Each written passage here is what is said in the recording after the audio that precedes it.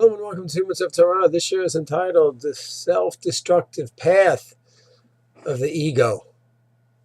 One of the great messages of Megillat Esther and Purim in general, we saw Chafer Farakwe mentioned this many years ago, is that we see that Hashem is not openly mentioned in the Megillah, and there's a great message here.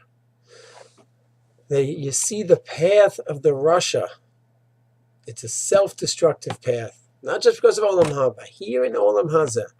And you see the path of the righteous in Olam Hazeh, in this world, you see the benefits of it, not just in the next world, which is one of the features that makes the Megillah and Purim so unique, where the Rambam says at the end of Yochel that this is going to last in Moshe Mashiach. Even when other books in Tanakh may not be around, this will be around, because it's a very special message.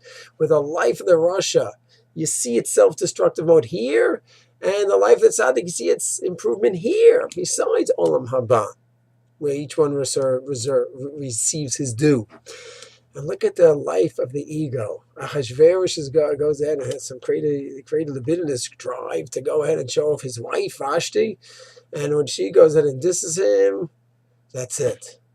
She destroys it. They say, well, the king has to have authority. It's not just ego. He has to have authority. And she went ahead and disrespected the king, and therefore she gets what she deserves. Well, if you say he did it Peshita, so then why was he depressed a few days later, waking up and realizing, hey, where's Vashti? It wasn't a rational, thought-out, authoritative decree. It was just sickness. It was a sickness where one day his ego goes and tells him to get rid of his wife, and then 2 days later he wakes up and he's all lonely. And what did I do? Not a normal, stable human being in any way at all. And of course, signing the death warrant against the Jewish nation. We all know, country after country over the last few thousand years, they destroy the Jewish people, they attempt to, they end up destroying themselves. But all the history and all the information, all the facts will not change any of the Gentiles. Not any, but many of them will not be changed. There's a hatred and there's an ego. You're the chosen nation, you think? You're not. We're the ones, you're nothing, Jewish people, and just destroy. It doesn't matter if it's going to destroy the nation with them. So that's Achashverosh, the destructive path of his ego, brought him to ruins and crisis and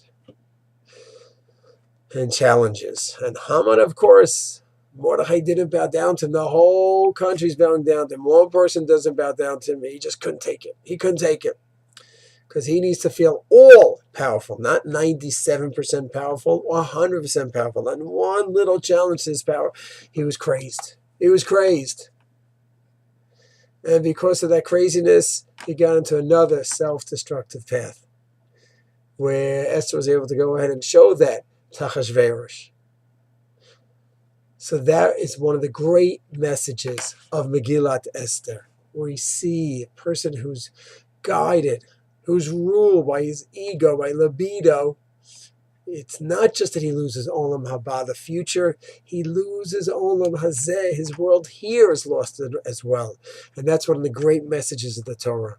That keeping the Torah is not just, well, you have the life of suffering. You're shackled and chained for 70, 80, 90 years keeping the mitzvos. And, you get a great reward in Olam Haba. No. You serve Hashem in Simcha here. The reward is right here in addition to Olam Haba, the life of the tzaddik, of the Mordechai and the Esther. That is the beautiful life here, not just in Olam Haba. Shalom.